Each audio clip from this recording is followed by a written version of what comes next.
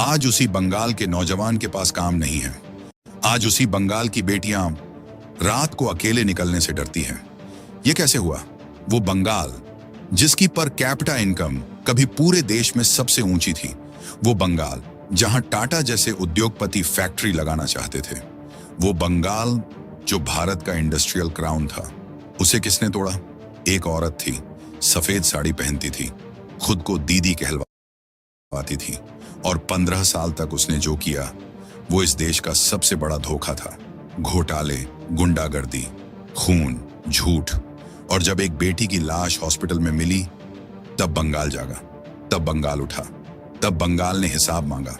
जो बंगाल ने सहा, जो बंगाल ने खोया, और जो बंगाल ने आखिर में पाया। रुकिए मत, क्योंकि ये सिर्फ बंगाल की कहानी नहीं है, ये हर उस इंसान की कहानी है जो अंधेरे में भी उम्मीद नहीं छोड़ता।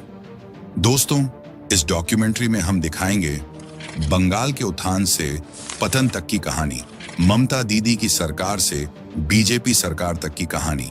तो इस वीडियो में अंत तक बने रहिए और चैनल को सब्सक्राइब जरूर करें।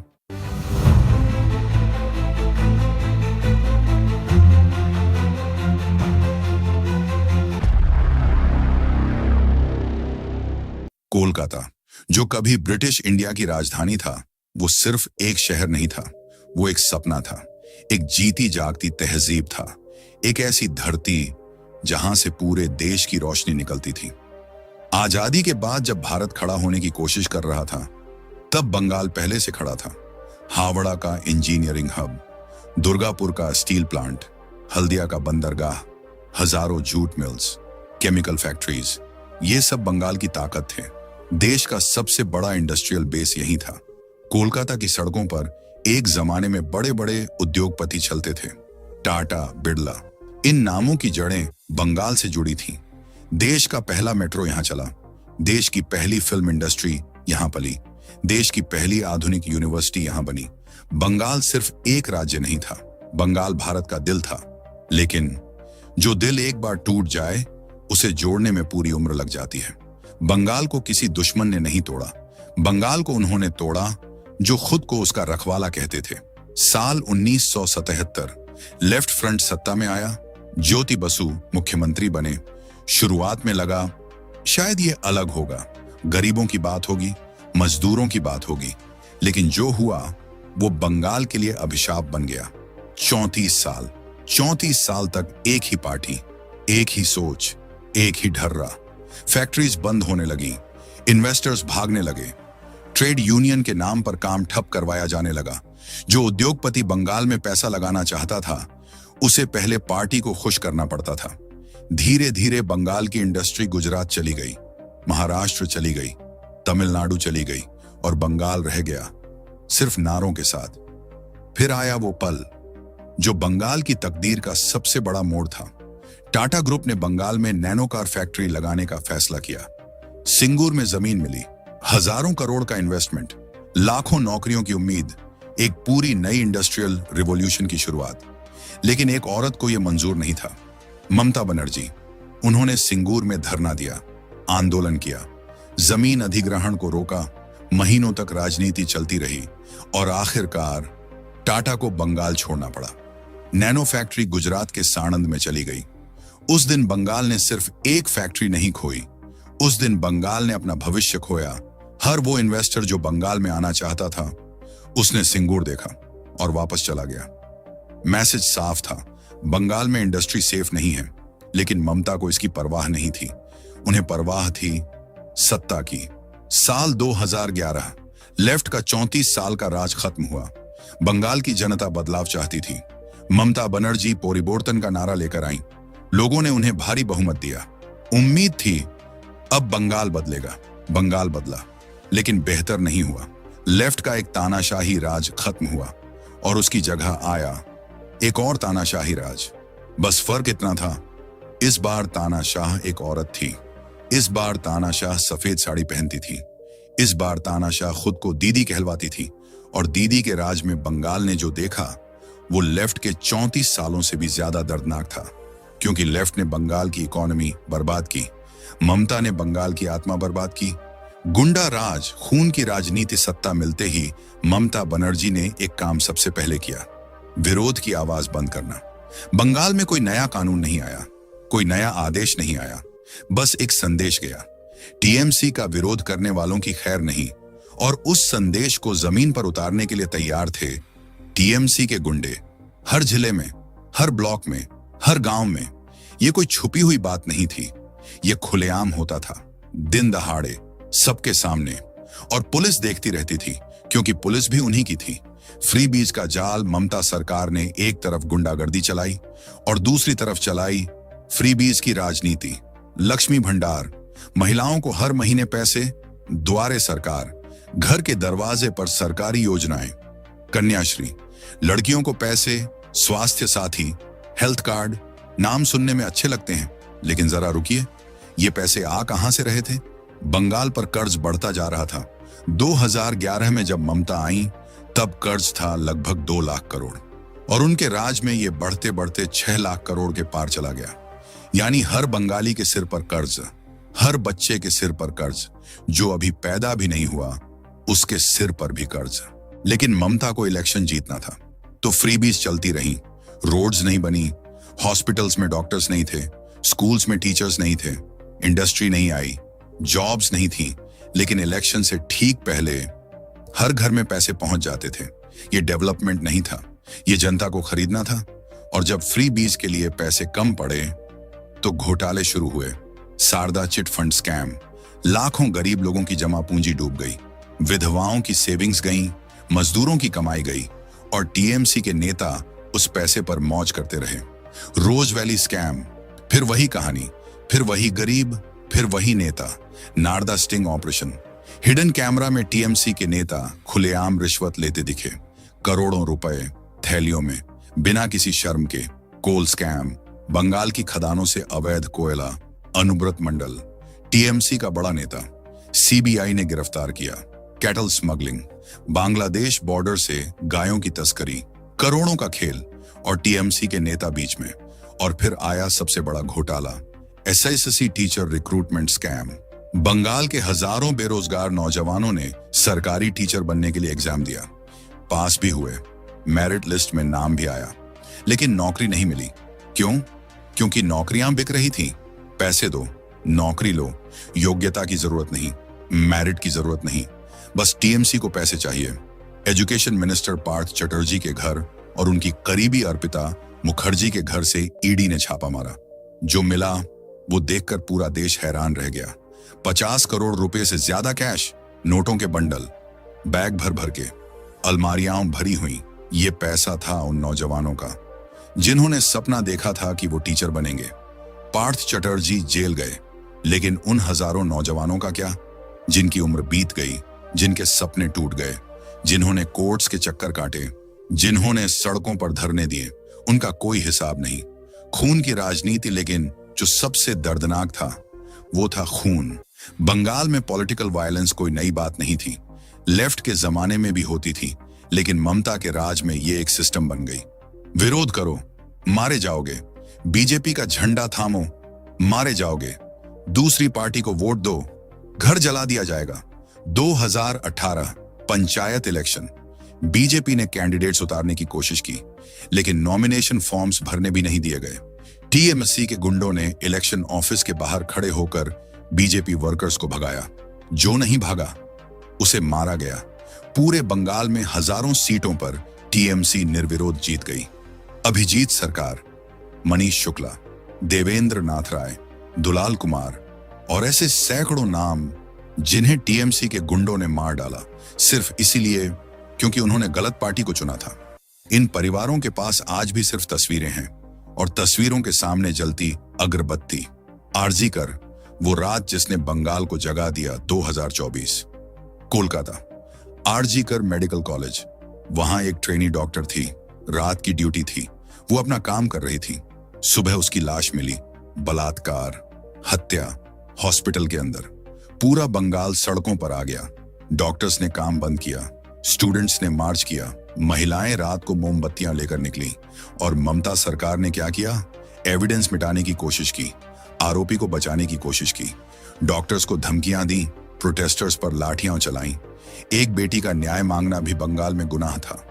यह था ममता का बंगाल, जहां गुंडे खुले घूमते थे, जहां नेता करोड़ों लूटते थे, जहां बेटियां सुरक्षित नहीं थीं, जहां विरोध की आवाज को खून से दबाया जाता था।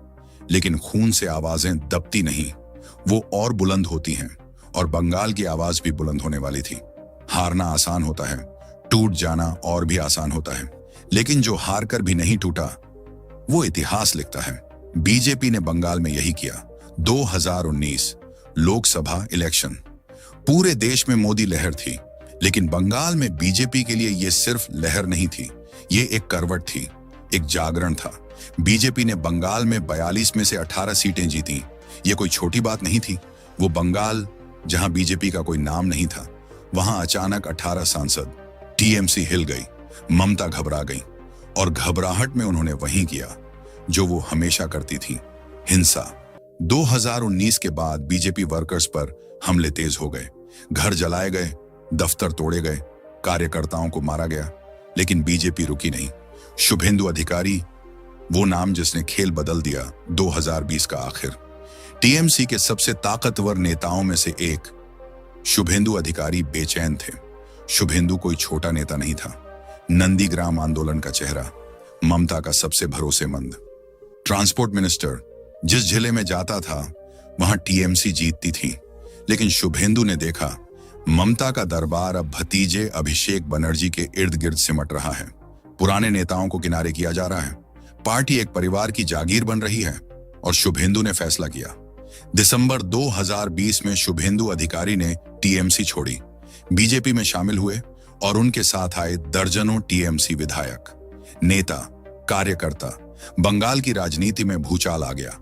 उन्होंने ऐलान किया, नंदीग्राम से ममता के खिलाफ चुनाव लड़ूंगा।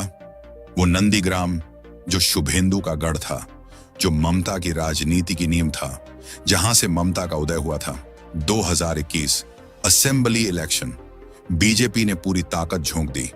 प्रधानमंत्री मोदी की ताबड़तोड़ रैलियां, अमित शाह का घर घर कैंपेन, जेपी नड्डा का बंगाल दौरा, सोनार बंगला का सपना, असल पोरिबोर्तन का नारा। पूरे देश की निगाहें बंगाल पर थीं, और शुभेंदु अधिकारी नंदीग्राम में डटे थे। चुनाव हुए, रिजल्ट्स आए। शुभेंदु अधिकारी ने ममता बनर्जी को नंदीग्राम में हरा दिया। यह सिर्फ एक सीट की जीत नहीं थी, ये एक प्रतीक था, ये एक संदेश था। यह साबित हो गया था कि ममता को हराया जा सकता है। लेकिन ओवरऑल रिजल्ट्स में बीजेपी पिछड़ गई। 294 सीटों में बीजेपी को मिली 77 सीटें। टीएमसी ने 214 सीटें जीती। ममता फिर मुख्यमंत्री बन गई। बीजेपी का सपना टूट गया। 2 मई 2021 बंगाल का सबसे काला दिन। रिजल्ट्स आते ही टीएमसी के गुंडे सड़कों पर आ गए। ये जश्न नहीं था, ये बदला था।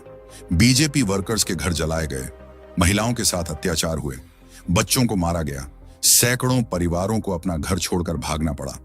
बीजेपी के दफ्तर तोड़े गए, कार्यकर्ताओं की हत्याएं हुई। पूरे बंगाल में खून था, और ममता सरकार देखती रही। सुप्रीम कोर्ट ने संज्ञान लिया, लेकिन जो जा चुका था वो वापस नहीं आया। जो जाने गई थी वो वापस नहीं आई। हार के बाद जब असली लड़ाई शुरू हुई, 77 सीटें। बीजेपी के पास बस यही था, कोई सरकार नहीं, कोई मंत्रिमंडल नहीं, कोई सत्ता नहीं, बस 77 विधायक और शुभेंदु अधिकारी, ऑपोजिशन लीडर। बहुत लोगों ने सोचा अब बीजेपी बंगाल में खत्म हो जाएगी, कार्यकर्ता टूट जाएंगे, नेता वापस टीएमसी में चले जाएंगे। लेकिन शुभेंदु अधिकारी ने हार नहीं मानी। उन्होंने असेंबली में हर घोटाले को उठाया। एसएससी स्कैम पर बोले, आरजी कर पर बोले, कैटल स्मगलिंग पर बोले, कोल स्कैम पर बोले। बूथ बूथ तक संगठन बनाया गया। गांव गांव में कार्यकर्ता तैयार किए गए। हर जिले में नेतृत्व खड़ा किया गया। यह काम कैमरों के सामने नहीं होता था, यह काम होता था गर्मी में, बारिश में, रात को, अकेले। लेकिन यह काम हो रहा था, और इसी काम की नींव पर एक दिन इतिहास लिखा जाने वाला था। क्योंकि बंगाल की जनता थक चुकी थी, गुंडागर्दी से थक चुकी थी, घोटालों से थक चुकी थी, खून की राजनीति से थक चुकी थी। और जब जनता थक जाती है तो वो बदल देती है। वो वक्त आने वाला था। 4 मई 2026 वो तारीख है, लेकिन इस तारीख को समझने के लिए थोड़ा पीछे जाना होगा। वो चिंगारी जिसने आग लगाई 2024। कोलकाता। आरजीकर मेडिकल कॉलेज की उस रात के बाद बंगाल बदल गया था। और ममता सरकार, उन्होंने प्रोटेस्टर्स को गुंडा कहा, डॉक्टर्स को धमकियां दी, एविडेंस से छेड़छाड़ के आरोप लगे। कोर्ट ने सरकार को फटकारा, सीबीआई जांच में खामियां निकली। न्याय नहीं मिला, लेकिन गुस्सा मिला। वो गुस्सा जो 2026 तक सुलगता रहा। जनता का मन बदल रहा था। एसएससी स्कैम के हजारों पीड़ित अभी भी कोर्ट्स के चक्कर काट रहे थे। बेरोजगार नौजवान अभी भी नौकरी के इंतजार में थे। पोस्ट पोल वायलेंस के पीड़ित परिवार अभी भी न्याय मांग रहे थे। उद्योग नहीं थे, जॉब्स नहीं थी, रोड्स टूटी थी, हॉस्पिटल्स में दवाएं नहीं थी, स्कूल्स में टीचर्स नहीं थे, लेकिन फ्रीबीज थी। और जनता समझ चुकी थी कि फ्रीबीज डेवलपमेंट नहीं होती, फ्रीबीज भीख होती है। बीजेपी ने 2026 में वो गलतियां नहीं की जो 2021 में हुई थी। 2021 में बाहर से नेता आए थे, बड़ी बड़ी रैलियां हुई थी, लेकिन ग्राउंड पर पकड़ कमजोर थी। 2026 में जमीन से काम किया गया। हर बूथ पर ट्रेंड कार्यकर्ता थे, हर गांव में बीजेपी का चेहरा था। हर पीड़ित परिवार को लगा कि कोई उनके साथ है। प्रधानमंत्री मोदी ने बंगाल में रैलियां की, लेकिन इस बार बात सिर्फ नारों की नहीं थी। बात थी आरजीकर की बेटी की, बात थी एसएससी के नौजवानों की, बात थी उन वर्कर्स की जिनके घर जलाए गए थे। जनता को लगा ये हमारी बात कर रहे हैं। जैसे जैसे इलेक्शन नजदीक आया, टीएमसी घबराने लगी। ममता की रैलियों में भीड़ कम होने लगी। टीएमसी के नेता आपस में लड़ने लगे। कई नेताओं ने पाला बदलना शुरू किया। ममता ने आखिरी दाम खेला, धमकियां, पैसे, बूथ कैप्चरिंग की कोशिश। लेकिन इस बार इलेक्शन कमीशन सख्त था। सेंट्रल फोर्सेस हर बूथ पर थी, कैमरे थे, ऑब्जर्वर्स थे। वो गुंडागर्दी जो 2021 में हुई थी, वो 2026 में नहीं हो सकती थी। और जब गुंडागर्दी नहीं हुई तो जनता का असली वोट सामने आया। 4 मई 2026 वो सुबह जब रिजल्ट्स आने शुरू हुए तो पहले किसी को यकीन नहीं हुआ। पहला ट्रेंड, बीजेपी आगे। दूसरा ट्रेंड, बीजेपी बहुत आगे। तीसरा ट्रेंड, बीजेपी इतिहास बना रही है। एक एक सीट आती गई, एक एक जिला बीजेपी के रंग में रंगता गया। वो जिले जहां बीजेपी का कोई नाम लेवा नहीं था, वहां से बीजेपी के विधायक जीत रहे थे। वो सीटें जिन्हें टीएमसी का गढ़ समझा जाता था, वो टूट रही थी। ममता बनर्जी की सीट, वो भी गई। 15 साल की सत्ता एक दिन में खत्म। बीजेपी ने बंगाल में सरकार बना ली। कोलकाता में बीजेपी दफ्तर के बाहर हजारों लोग जमा थे। कोई नाच रहा था, कोई रो रहा था, कोई बस खड़ा था, आंखें बंद किए जैसे यकीन नहीं हो रहा हो। और उस भीड़ में कहीं थी वो माएं जिनके बेटे 2021 में मारे गए थे, जिन्होंने सोचा था शायद न्याय नहीं मिलेगा, जिन्होंने सोचा था शायद बंगाल ऐसे ही रहेगा। उनकी आंखों में आंसू थे। शुभेंदु अधिकारी जब स्टेज पर आए तो उनकी आवाज कांप रही थी। उन्होंने सिर्फ इतना कहा, यह जीत मेरी नहीं है, यह जीत उनकी है जिन्होंने सब कुछ खोकर भी हार नहीं मानी। अब जिम्मेदारी बड़ी है। 6 लाख करोड़ का कर्ज है, उद्योग बंद है, नौजवान बेरोजगार हैं। न्याय का इंतजार अभी बाकी है, लेकिन उम्मीद है, क्योंकि बंगाल की मिट्टी में विवेकानंद का जोश है, टैगोर की संवेदना है, बोस का जज्बा है। वो बंगाल जो टूटा था वो फिर उठेगा। आपने उस हर इंसान की कहानी सुनी जो हारकर भी नहीं टूटा। ये है बंगाल की वापसी। दोस्तों, अगर ये डॉक्यूमेंट्री आपको पसंद आई हो तो वीडियो को हाइप जरूर करें, चैनल को सब्सक्राइब करें और कमेंट में अपना ओपिनियन जरूर दें। जय हिंद, जय भारत, जय बंगाल।